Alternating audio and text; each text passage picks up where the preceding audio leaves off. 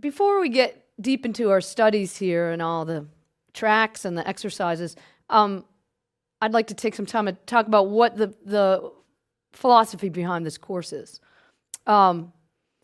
Jazz is a beautiful harmonic language to me. That's what drew me in as a kid, with the beautiful sounds of the chords.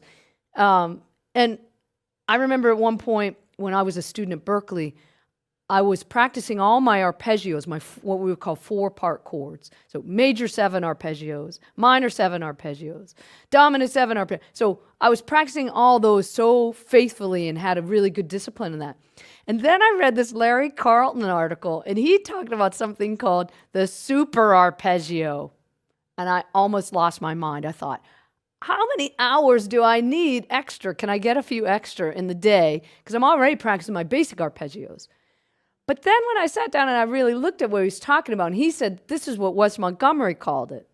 So what he was talking about was this super arpeggio. So if I was playing C major 7, I'm playing C here, it would go root, 3rd, 5th, 7th, 9th, sharp 11th, 6th. So basically that's all what we would call the available tensions on a major 7 chord.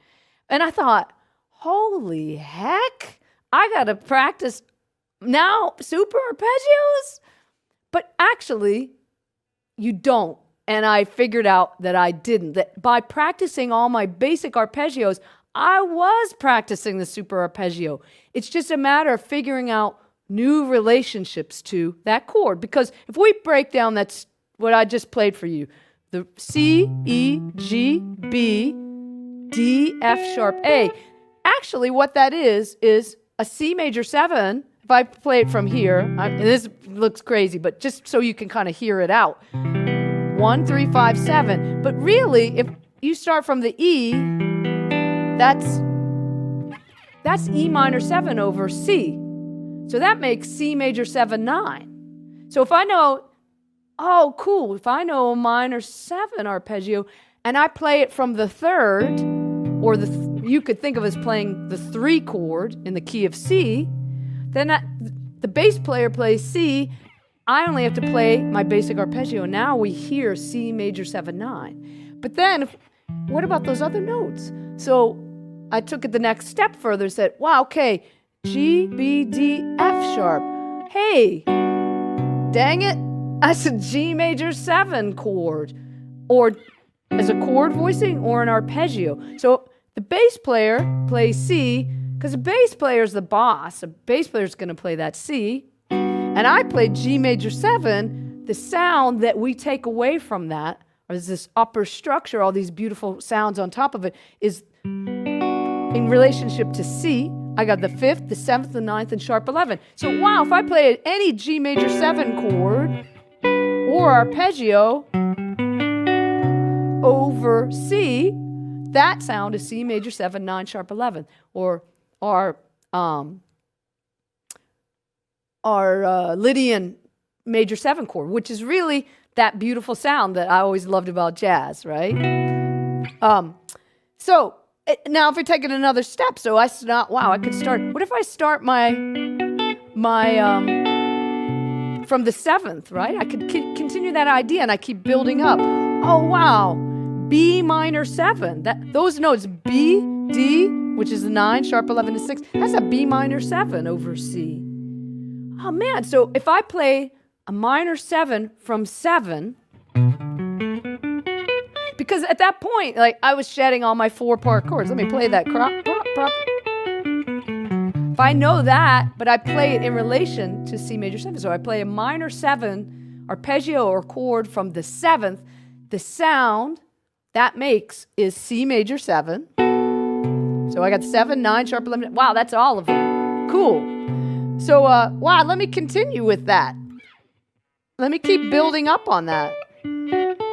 If I start from D, F sharp, and I make a 7th chord, wow, I'm going to play it up here. So I have room to play it as a chord. 9, sharp 11, 6, and then I'm going to stack another 3rd on top of that. So I'm just keeping it, if you can imagine these stacking 3rds on the staff. Now I have a D7 chord.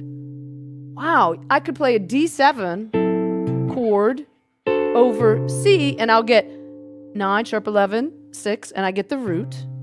So I'm going to keep that going, actually, till I get all the way to back to C on the bottom, right? So I'm just stacking it up. So wow, what if I go from here, from F sharp? Actually, I'm going to have to find another place to play it. I'm going to go F, so sharp 11. Well, if I play it as a, I want to see where I can play this as a chord. Oh yeah, I can play it here. Sorry. If I play from the sharp 11, then I'm going to have sharp 11, 6, root, and the third. So I could play F sharp minor 7 flat 5 over C. Cool. That makes it gives me my Lydian sound and the major 6. And then the last one, if I start from A, so I'm just stacking up actually. So I'm going to play it up here. It turns out that's an A minor 7. That's the relative minor, right? So that turns that chord into C6. Anyway, what that story is that the doorway into advanced harmony. Once you learn your triads, you learn your 7th chords, 4-part chords, there isn't a super arpeggio really that you have to learn. You just have to learn new relationships for those 4-part chords to create all the upper structures. So we use this as chord voicings and melodic shapes. So that's what this is about, is using those chords as arpeggios for melodic shapes, and obviously you can take this and explore it as voicings, and it'll really open up modern harmony. So that's where this really comes from. So if I take this a step further, I think about what are a few basic shapes that I could share with you that you could start to use to create these more enhanced upper structure type sounds. I'm a chordal person myself. I'm not really a scale person. The way I operate is I hear a chord and that inspires a melody. So I'm always thinking about chords, I guess. I'm a harmonic person. So the 4 basic shapes that I'm using in this course are major 7, first of all, a major 7 arpeggio and chord that we can use in different relationships, like that super arpeggio, to create advanced harmony. So, for instance, I figure most people would know this shape. I'm playing an A flat major 7 chord. I have the root 3rd, 5th, 7th. Right? So that's a very user-friendly shape. Or I could even play a major 7 in my middle strings or something like this, right? I'm playing F major 7, or maybe it's better to show you. Here's A flat major 7 on the top set, and I can play that here also. So I have 2 shapes. They're very easy to see them. So I want to capitalize on this visual part of playing the guitar. It can be a blessing and a curse, but in this case, we're going to use it as a blessing on the good side. So this can really help us out to see that, and also, it's fairly easy to play. So that's the first shape that I want to share with you. Now, this might be a new sound to you, and it was definitely a new sound to me when I started to learn about chords. But if we take this major 7, 1, 3, 5, 7, we can raise the 5th degree. It's a very pretty chord. But it's also very playable. And so we can also use this for this in itself is a little bit of an advanced harmonic sound, but we can use it to create even more sounds. Again, any chord or arpeggio can be used to expand in these ways that I'm sharing with you. And again, that if I play that here, 1, 3, 5, 7, 1, 3, sharp 5, 7. So we have these 2 shapes, just so you have something to play and see it come to life. The third shape that everybody, I think most guitarists would know, is a minor 7. Now, I'm going to show you the root position. It's a bit of a handful. So if I played A flat minor 7, it's a bit of a handful. But any minor 7 voicing that you know will work. So, but I just want to show you, because you can see this is 1 flat 3, or actually I'll show you from we have the major 7, we flat the 3rd, we have the 5th, and we flat the 7. That's a minor 7. 1 flat 3, 5 flat 7. It's a bit of a handful also in the middle, but it just gives me a shape to visually show you.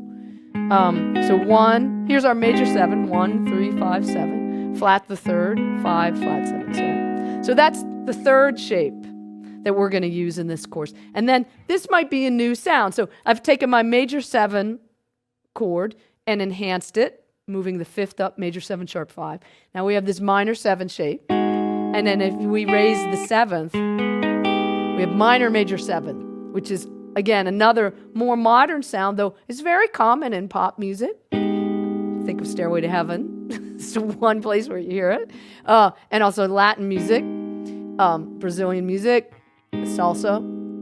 But so now I have 1, flat 3, 5, major 7. So again, here's my minor 7. I raise the 7th. So those are the 4 shapes that I'm using in these studies. So first we can start out with using them on some static type harmony.